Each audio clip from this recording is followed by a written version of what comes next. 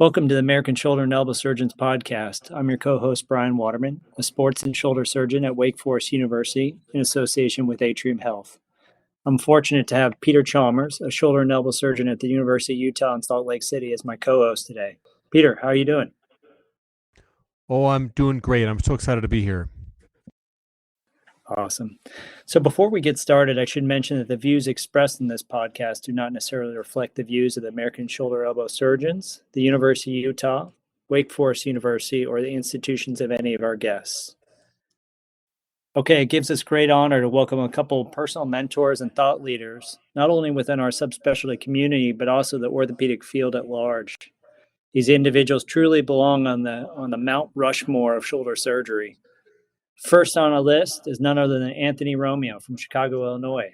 Tony, welcome to the podcast. Thank you very much for inviting me. It's a real honor to be here. Yeah, it's a pleasure to have you. Next, we'd like to bring in Dr. Mark Schickendantz from the Cleveland Clinic. Mark, welcome and thanks for taking the time to be with us today. No, thanks, guys. I really look forward to this. Great topic, and we're excited about it. Well, without further ado, let's dive in. Our charge today is to take a deeper look at a topic that is literally near and dear to our hearts, that of the pectoralis major rupture, as well as lat dorsi and teres ruptures. Maybe, Tony, we can start with you. Let's start with, for many of our listeners, they may only know a world where pec tendons were repaired with endosteal buttons.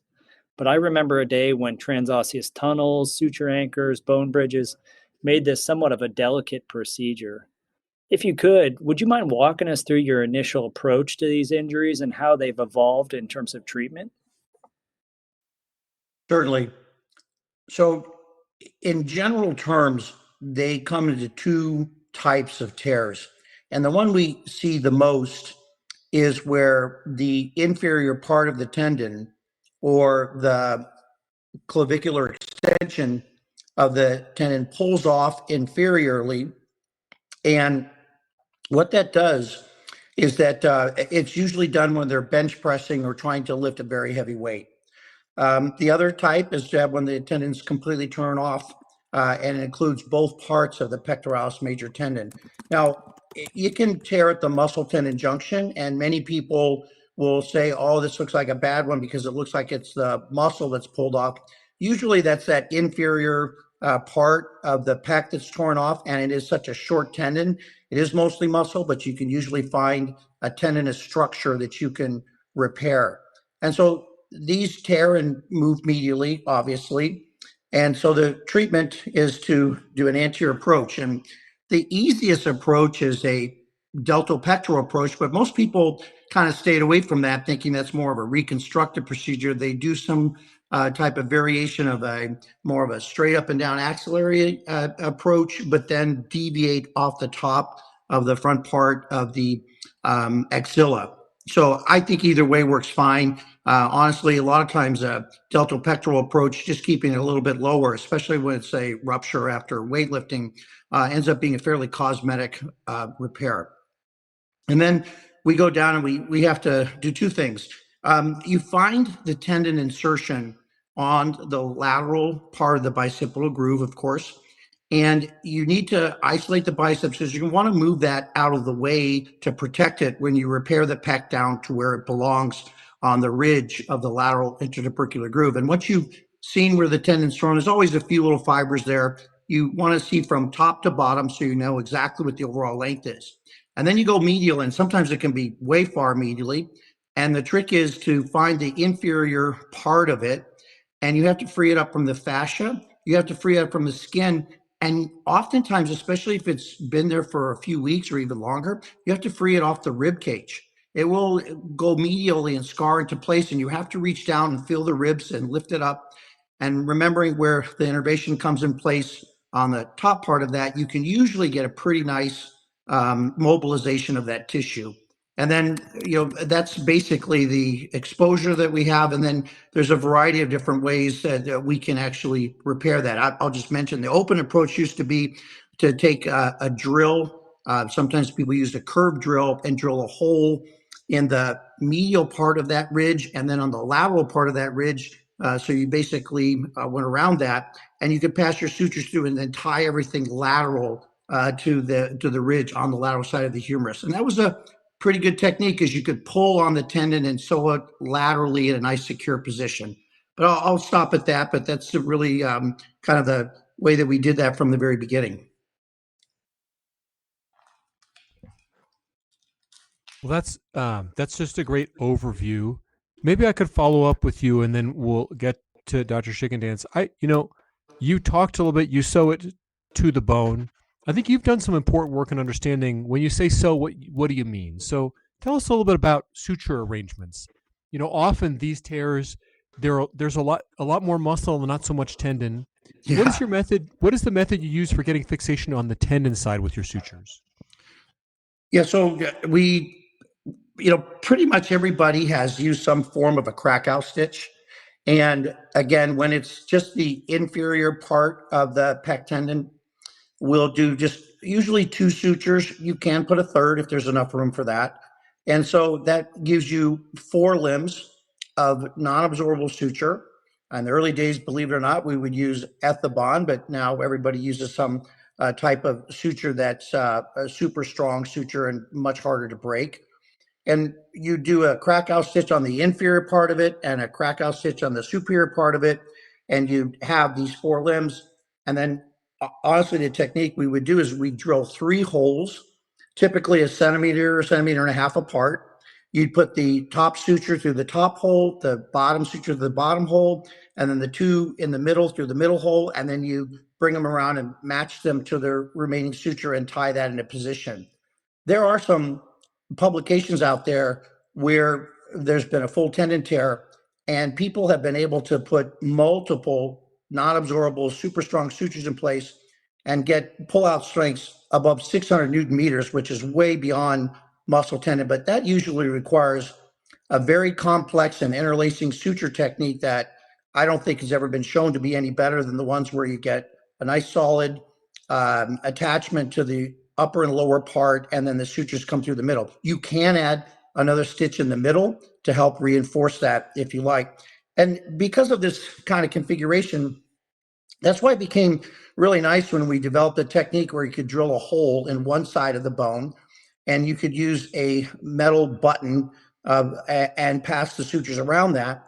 And then a technique that is referred to as a tension slide technique. We'd put the sutures with the suture holding stitch on the top part of the tendon, and then another one on the bottom part of the tendon from these buttons.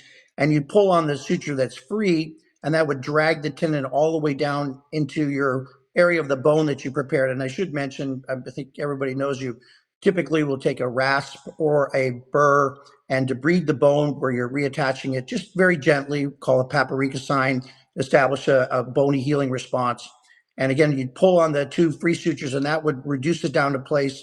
And you could then tie your knots and get a very secure repair. And you can even go a step further, instead of using suture, and use tapes. And that's where people were able to show biomechanically you get the strength around 600 Newton meters or higher, which is far beyond what tendon muscle strength is required to actually hold it in place. So you can make these very robust if you want to.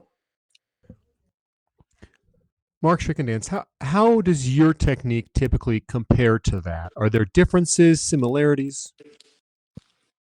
I love the tension slide technique. I love using the available buttons for that. I agree with the crack out stitch on one limb, and then the second limb just coming straight through without any grasping. That will allow you then to do a very simple tension slide technique. It works well for me. I've been doing this a long time. Back in the day, as Tony pointed out, we used to do this with curved drills and drill holes, and kind of a similar way we used to do open rotator cuff repairs way back when. But the tension slide technique with a suture button, endo button type fixation has worked very well for me, and that's what I prefer to do.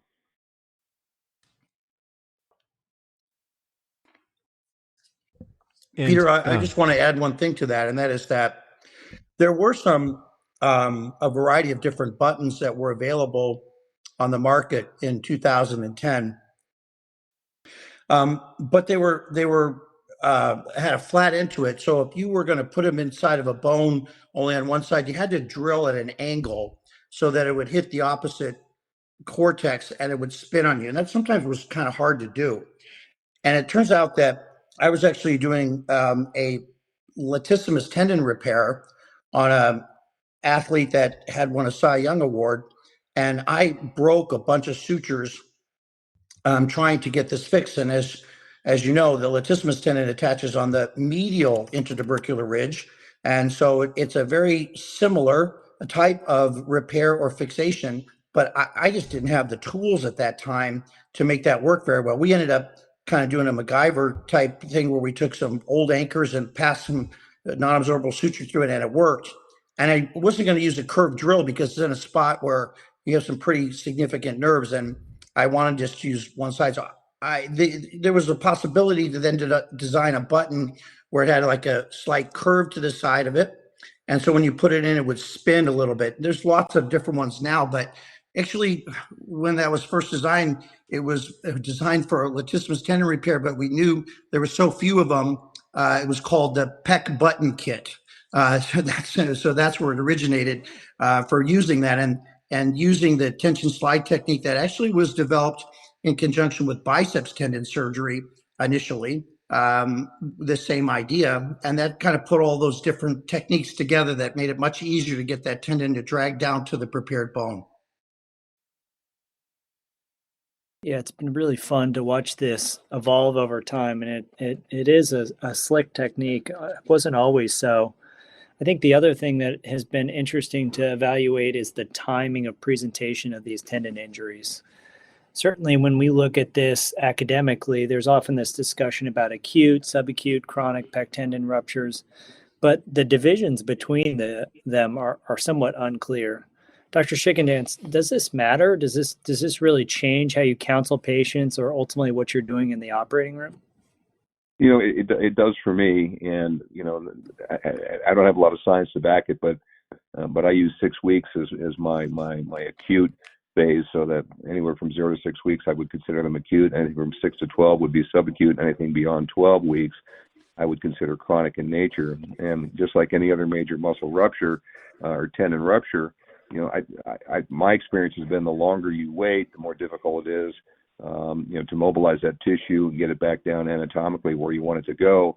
And you know, I think my outcomes probably aren't quite as robust as they would be in a repair that's done at 4 months than a repair that's done at 6 weeks. Now, I don't have any personal science, you know, back that up, but that's just kind of been my gestalt on it. Now, you know, that being said, you know, I think we've all run into situations where, you know, you'll have a chronic rupture, you know, greater than 3 months that you cannot reduce to the bone.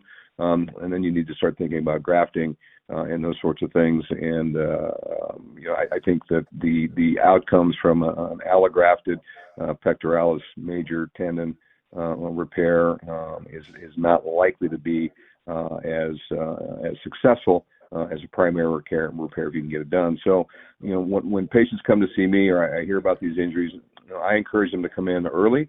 I think personally that the outcomes for me are better. It's certainly easier for me technically to get it done, and I think my outcomes are better if I can get it done in a timely manner.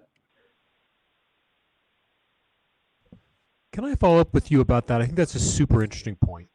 And what I want to follow up with is the question of, I think what you mentioned is true in terms of chronicity. One piece of chronicity is atrophy. You know, when that muscle is disconnected, it starts atrophying. And we know this from, you know, a lot of careful research in the rotator cuff. Here's my question for you. Is there a tipping point at which atrophy is irreversible?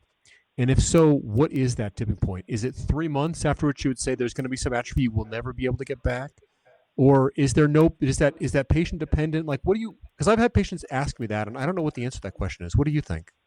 You know, that is a fascinating question, Peter. And you know, I really don't know. We don't have a grading scale for pectoralis atrophy, you know, as we do for rotator cuff. But I would imagine it would be somewhat along similar lines. And you know, I would say once you start getting to the equivalent of a grade 3 atrophy in a pectoralis muscle belly, you know, perhaps that would reflect, a challenge for repairability, a challenge for, reconstitution of muscle mass following repair, much like it would be in rotator cuff surgery. That's a great question, and I think something that needs to be studied.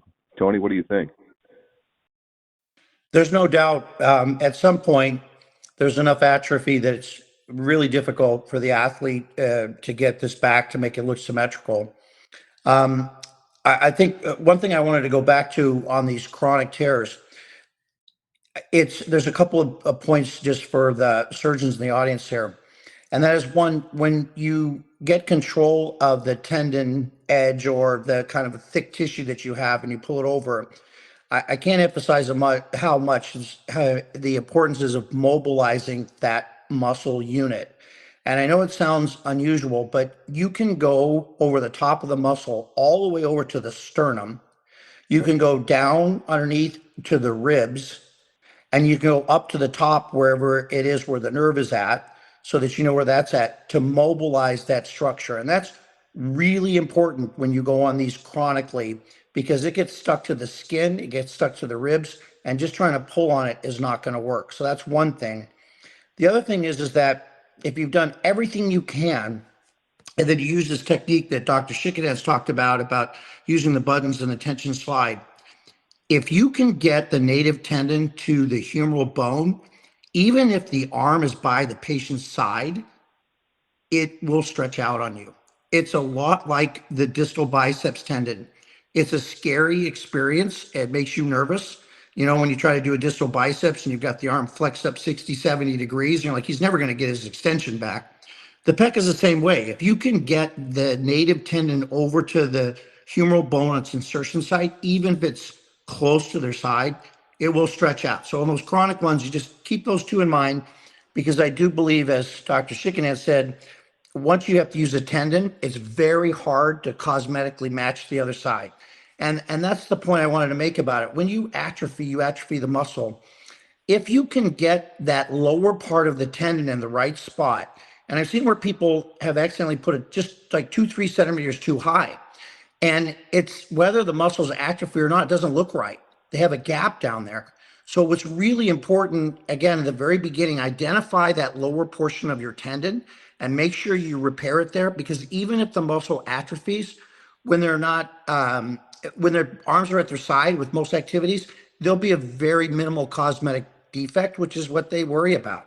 And so I would just keep that in mind. Yeah, that's great conversation. And that's been my experience as well. Certainly seeing those thrive when you feel like they're repaired under significant tension, and being able to dial in that tension using your technique. Both of you have led the charge on that. Let's take it a step further then. You've talked about how probably forgiving the primary repair is. What about the dreaded myotendinous junction disruption or the intramuscular tear pattern? And then you have to use a graft. And so the big determination is when and how to tension that. Tony, can you offer us your pearls of wisdom on that? Yeah, it's you start moving from the science to the art. It is tricky, and it depends if you do it early.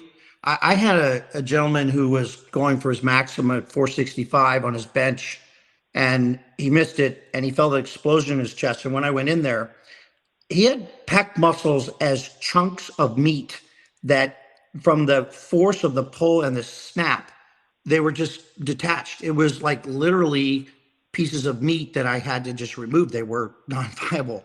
And so when you're all done, you're looking at a gap of tissue and a big guy and this distance. Now, he was cute. I was able to repair it by incorporating muscle to muscle, but I did put a graft over the top. Now, what graft? There's so many different grafts today.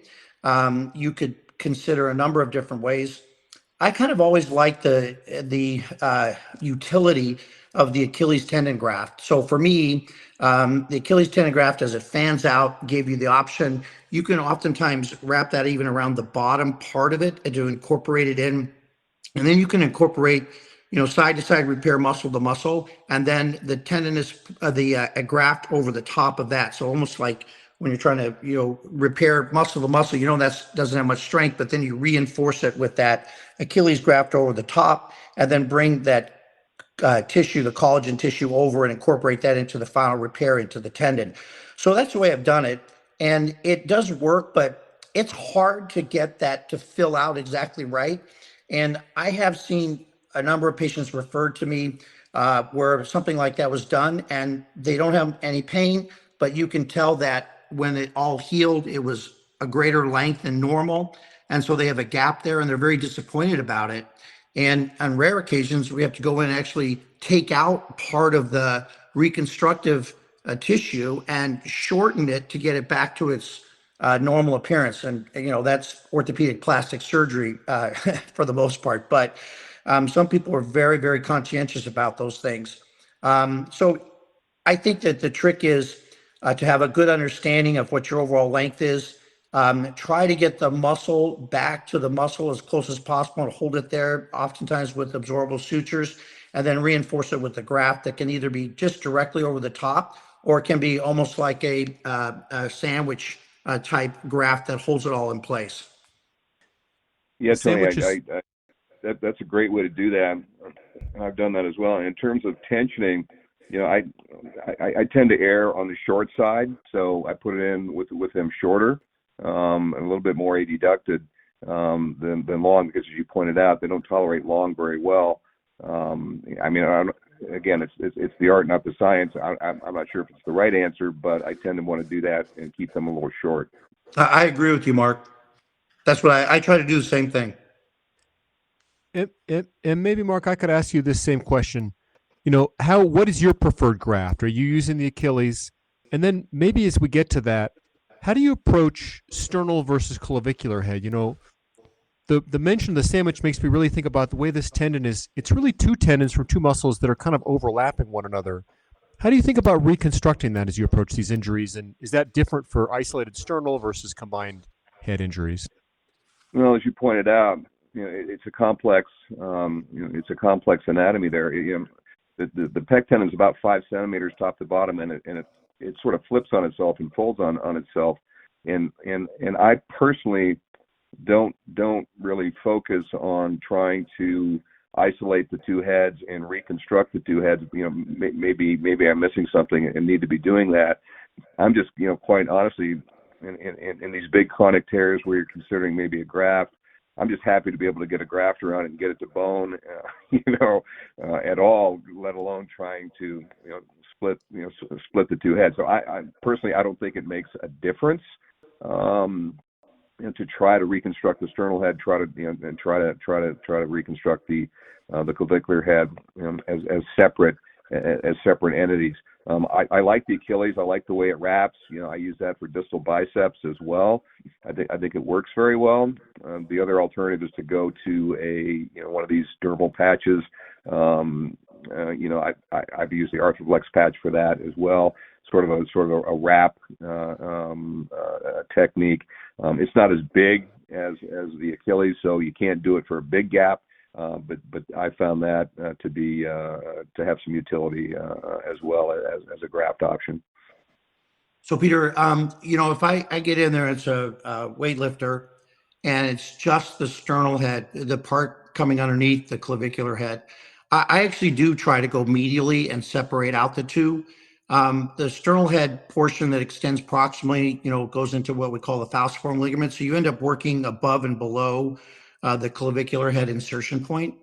And, there are oftentimes, part of the tendon's left there, so you can't really see exactly where they're separated, but you get a sense of the two muscles.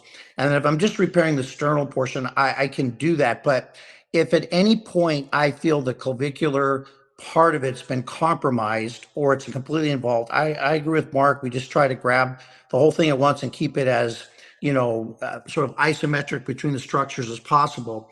But a lot of these guys are weightlifters, and it's just that inferior part. And so I will at least make the effort to try to preserve the clavicular section. I sometimes will also, as we bring it back over and we're fixing it, I will pass the sutures that we're fixing the sternal head, but I'll go ahead and pass the sutures up to the clavicular head too, so we reinforce that repair laterally and bringing both of those together. Now we've talked about the humeral side. Have you guys seen sternal or clavicular sided ruptures of the pectoralis? And if I have so, a great story here. Those? A great Please. story. I get a call from a plastic surgeon. Dr. Romeo, I have a patient who wants to remain anonymous, and he's torn his pec muscle off of his sternum, and I tried to repair and it didn't work. Would you be willing to help me on this? And sure, we can do him here in the hospital. Oh, no, he doesn't want to come to the hospital. So we go to the plastic surgeon's office. This gentleman was a police officer. He decided to become a female and went through the transition process, including the breast implants, for about a decade. And then he decided, you know what, I like it better being a man. His implants were put subpectoral. And so those were taken out. And he was a sergeant, a very well-known sergeant in the Chicago Police Department. And they did not know of this past history of his. And he was bench pressing and he ripped his pec off the sternum. So the plastic surgeon went in there and just tried to sew it down. It didn't work. So what I have done in this one case is I just passed you have to make a slightly bigger incision. It's not as cosmetic as what it started. And you need to pass your sutures through the ribs and the sternum. You cannot do this soft tissue alone. You have to pass it. And you can either do that with very sharp needles, which work pretty well, or you can do it with a small drill and pass it through. But you have to capture it in the bone, and then you sew almost like a tendon holding stitch onto that medial muscle. And it's thick enough and gristly enough that it will hold the stitch. And no activities for 6 weeks, and they heal up and they do okay. That's fantastic. That's quite a story. Yeah. Can you match that for us, or maybe do you have any stories on the clavicular side? You know what? I don't. I just tip my hat to Tony. That is a great case and a great story. That is great. I tried to write it up, but I couldn't get consent. I got it. Let me throw something out here to you. We wrote an article a couple years back on pectoralis injuries in baseball, and we had over 7 seasons, 138 injuries. We had 5 ruptures, and the ruptures occurred, not on the field. They were weight training ruptures, and most of them were 5 of them, and they went on to be repaired. And I wondered, Tony, your thoughts on and everybody returned to sport. Are there special considerations in an overhead athlete with a pectoralis major rupture that we are trying to repair? Are there special considerations for how we do it? Is there something we need to be careful about, or how we rehab these things to get them back to throwing and hitting? Honestly, I don't know the answer scientifically. I would hypothesize that it's similar to the latissimus tendon, and that is, since it's outside of the joint, you repair the tendon early, you repair it well and anatomically, and it will stretch back out or adapt to what it needs to do, because the glenohumeral joint itself is not affected by it. So I think the important principle would be, don't wait on that one, fix it, and they should rehab. But just like with lats, it's remarkable, and some of the activities they do, it may take up to a year before they feel super comfortable doing all the things they want to do. Great, thank you. Yeah, Mark, I've wondered often the same thing. What are the considerations? What's the allowance that we get with these various different injury patterns? Building off that, I really wanted to dive in the rehab aspect quickly. For a straightforward repair, I think we have a pretty standardized protocol for the first 3 months. But as we start to initiate closed chain exercises, and discussion inevitably migrates back to when you can resume bench press. So for you, Mark, is this a time-based criteria? Do you use isokinetic data to inform this? Is it strictly based on patient demands? talk me through when you allow them to start pressing plates again. Well, I think it's all those things. I think time helps us a little bit. For me, all other things considered equal, it's a minimum of 4 months, so 16 weeks to do even the lightest, activation against resistance, for the pecs, even the lightest dumbbell work. Obviously, if there are complications, you might need to slow that down. I certainly wouldn't speed it up past that. I'm not sure that measured isokinetic, values can guide us too much on that. I think I depend a lot on patient feedback, on therapist feedback. How are things going? And I think it's just like anything else we do. It's a slow progression of increasing, weight, increasing frequency, increasing intensity slowly, building up load, and kind of monitoring the clinical progress. And I tell my competitive weightlifters, listen, it's probably going to be a full year before you're back, even close to where you were in terms of lifting. And so I think for me, the return to lifting program, it takes all of 6 months to get better, and to get back up to maximum weight at the highest level of in the weightlifting world. I think for your recreational lifters, I think it's a similar amount of time, but probably not quite as long. So I would say it's a 6-month process, for your elite athletes, and I think you can get guys that are more recreational, back, after, so 16 weeks before they lift, about 4 months to go through that. So another 16 weeks of rehab, and slowly progressing back to their weight. Yeah, I would agree with Mark, and I would just say that, and not just weightlifting, but obviously as part of the sport, but in football in particular, we do see these, the defensive lineman reaching out, trying to stop a running back going full speed, and he's going to just have enough strength to essentially try to stop that guy. They're just too powerful, and the pec rep pulls off. You can get it in offensive linemen when they get their arms out wide and they're trying to slow somebody down. And if it needs to be repaired, I tell the guys, you're not going to be back to lifting to where you think you're lifting like you used to for about a year. Now, you're going to be able to go back working out at pretty steady pace. I like to see them in the office, somewhere like Mark said, usually around 4 months. If it's just the lower part, they might get it as early as 3 months, but I want them to be comfortable to do push-ups and feel that without significant discomfort. And I tell them to do it first on your knees, so it's less resistance. And then when you can do standard push-ups and you can do a set of 12 to 15 and you don't feel it bothering you, can progress with your weight training. Now, some of these guys are so big, they can start doing the bar and gradually work their way up before they do a full push-up. But if they can't do a set of 12 to 15 push-ups, I do not turn the green light on, so you can do whatever you want. And then usually that, as Mark said, is somewhere around 4.5 months, they start progressing. By 6 months, they're doing well, but they don't have any explosion. They can feel like, yeah, I can push it, but they don't feel that sense of really being able to explode with their pressing activity. And that's important in a sport like football. So that really does slow them down. They can get back to all their other activities at that point. But then somewhere around 9 to 12 months is where they finally get to where they're comfortable with it, they feel good about it, and they're getting their strength back to where they want it to be. And if they're going for their maximum, I tell them that's a number you're never going to see again unless you want to have another injury. That's a great point, Tony. Great point about the explosiveness. Particularly in your power athletes, like like your NFL players or in college players. Great point.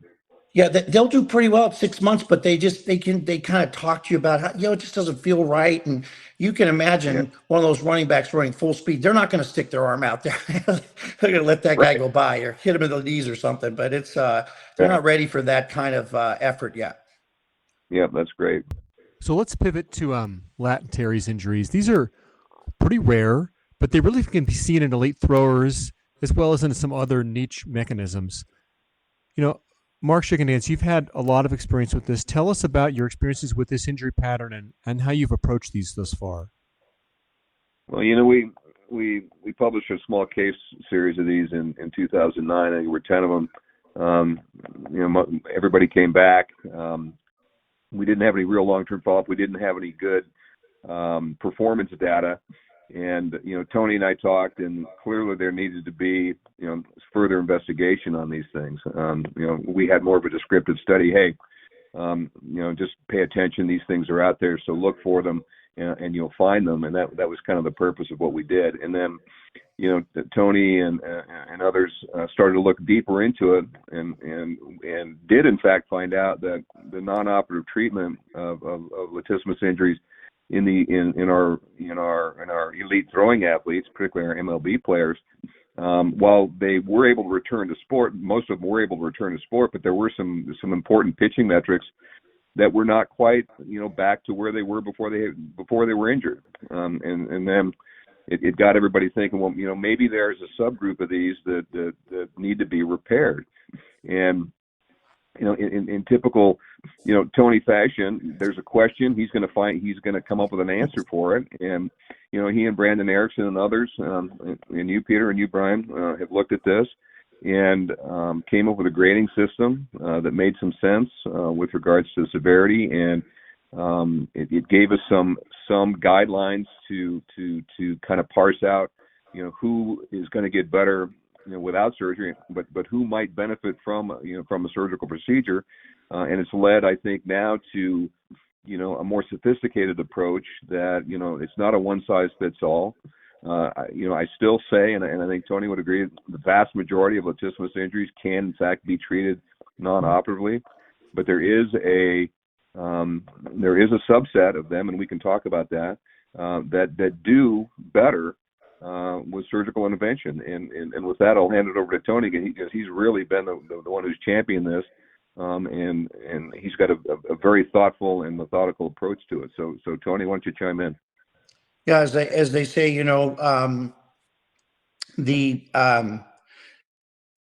when you're trying to think about what to do for these things and you have to try some science, sometimes your hand gets forced. And necessity becomes the mother of invention. And so one of the players we had was a very high level guy, and he tore it off completely. You could just see it drop down. So it was a 3 or a 4. And he was very, very conscientious about his body, like many pitchers are. And he went and saw Dr. Andrews, and Dr. Andrews said, "Oh yeah, you got to have that fixed." And he goes, "Okay, when do you want to do it?" And he goes, "Well, I don't do it. You got to go back to Chicago, have Romeo do it." Of course, he never called me and asked me how many of these I'd fixed. But I had talked about some papers where I did latissimus transfers for chronic massive rotator cuff tears, and I think he got mixed up a little bit. But actually, this was the first professional baseball player that I actually performed a direct repair on. I had a wrestler that I did it once on, but that was it. And that was when we ran into the fact that we didn't have quite the right fixation that we wanted.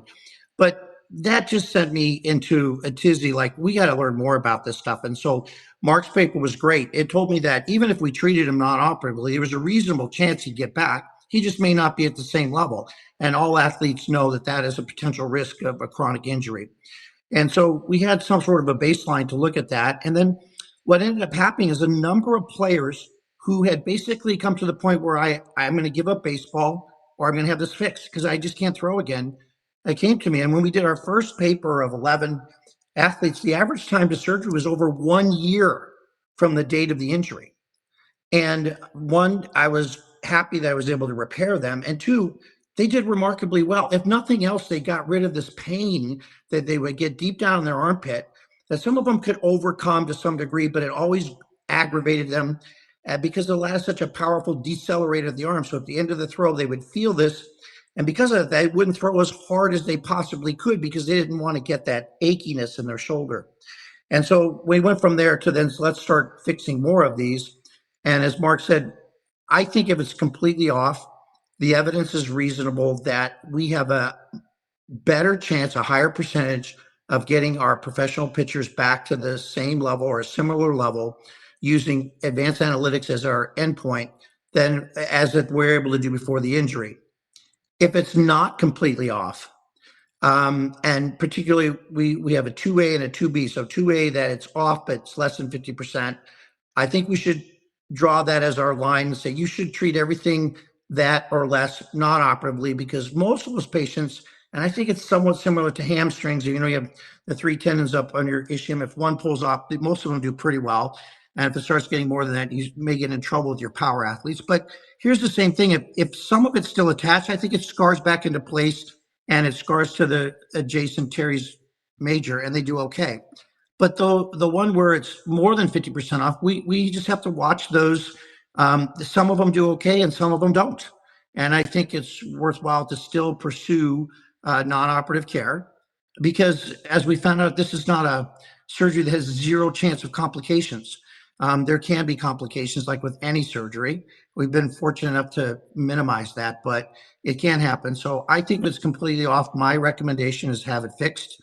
Not every player does that, and some of them have learned to do okay without having it fixed, especially what I would say a more senior level player in their 30s. They're like, Doc, I don't want to go through a whole year and a half of rehab. I just want to, play just for another year or so, and they'll do their best to make that happen.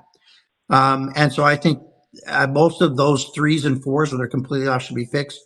But the 1s and 2As, they should be treated non-operatively. Keep in mind the recovery time. Sometimes they can put on a 10-day, disabled list. These things can take 90 days or longer to get better in some of our pitchers. Some of them will do remarkably well. And the 2B is the one we just have to watch and see how they respond. And if they go through a gradual and appropriate recovery phase, we can let them continue. But, if they go 60, 90 days and they go back to throw, they start feeling it again, the chances are not good that they're ever going to get back to the same level. And so they're either going to have to accept a lower level of performance or they're going to have it fixed. Well, you certainly indicated a couple areas where you can kind of step in it in this procedure. Let's talk about them, right? Access to the footprint, recreating the native vector of pull, navigating that challenging neurovascular anatomy. Tony, we can stick with you. What are your tips on executing this? Can you give us a top 3 for how you address this and how your perspectives have evolved on this surgically? Yeah. So if it's barely off, there is a group of surgeons that will approach this from an anterior approach, and they'll go medial to the biceps tendon and they'll grab the tendon. But by the time you do the surgery, between the time of the injury and the time of the surgery, it may have moved on you, and you may not be able to grab it, and you may then have to make a second incision. So with these more significant grade 3 and grade 4 tears, I've just learned to go from a posterior approach. It's a hockey stick approach over the posterior axilla. And why I like that approach, especially in chronic cases or bigger tears, is that the lower part of the incision, I'm in what's relatively normal structure. I'm at the healthy part of the lat and teres. And then I can follow it proximally, and I can get on the medial side of the lat and protect my radial nerve, and the lateral side of my teres major and protect my axillary nerve. And I can put some blunt retractors there. And now I've got a very safe neurovascular zone. I've got both of those muscles and tendons in front of me, and I can figure out exactly what the tear pattern is and get that back down to the footprint. I mean, it's not, the other landmark is that, as you know, attaches just below the circumflex vessel. So when you go down to the humerus, you want to make sure you're below that level. But these are big time neurovascular structures. If you have a problem with one of those, they're not going to be able to do their sport. So you have to really, I don't think you do this blindly. I think you know where they are and protect them. And then you just repair it like you would the pec tendon, which is a much safer zone with the pec side than this one. And this is really important when you're going to do chronic tears, where that area actually fills back in with scar tissue, and it gets hard to tell what's normal tendon and what's scar tissue just by looking at it. You literally have to feel it with your fingers, and you can feel where the end of the real tendon's at, and you have to excise the other tissue. And if you're not comfortable with your view and your protection of the neurovascular structures, you're going to shortchange yourself and be able to get these repaired. Well, that's great. Certainly a lot of words of wisdom on how to do the repair. Complicated surgery, as you mentioned, a lot that can go wrong. I wanted to ask you, Mark Schickendantz, about one aspect of the non-op treatment which we didn't get to, which is there a role for PRP in this setting? And if so, what is that role? Certainly, I've seen players treated that way. I still don't feel like I have a great understanding for who gets it. Tell us about your protocol there. Well, for the lesser grade injuries, that at least based on MRI criteria, if we think this is going to be a non-operative case, again, which most of them are, we count on the musculoskeletal ultrasound to help us characterize the extent of the injury and the absence or presence of a hematoma. So if we have, let's say, a grade 1 or 2A that's relatively low grade, we'll take a look with the ultrasound, and if we find a hematoma or an area of flocculation, we tend to aspirate that. And what we have found is that if we get that out of there, get that blood, that irritating blood out of there, it helps them to then get back into their rehab, and it makes them a lot more comfortable. The PRP right now, we don't do it every case. We don't have a lot of science behind that, obviously, and we don't know for sure if it's beneficial or not. We haven't thought we don't have a prospective study going forward with any sort of randomization or parameters. It's sort of a conversation we have with the athlete, and offer that to them as an option. Most of them take it as an option because they want to do everything they can to try to get back sooner rather than later. I know one thing we don't do is any steroid injections, anything along those lines. We're trying to get healing. We don't care about calming down that the inflammation with any sort of a steroid injection. So we don't have a lot of science behind the PRP. We are using it, and hopefully we'll be able to take a look at it and have some better understanding as to whether or not we're doing the right thing or not. But we do like using the ultrasound. We do like aspirating hematomas, and we have found that that's been a help in letting these guys get back a little quicker. Yeah, just to piggyback on that, I haven't seen any real indication for using it for augmentation of surgical repair. So I would agree with Mark. Early on, there's oftentimes a lot of fluid, or a lot of blood, especially when the teres major is partially involved. And taking that out can make the athlete feel much better. And then somewhere around 2 to 4 weeks, if they still have some lingering discomfort and you obtain a new MRI, there may be just a little fluid there, but they're sore. I would say investigational. It may help with the inflammatory healing response and guiding the healing response better.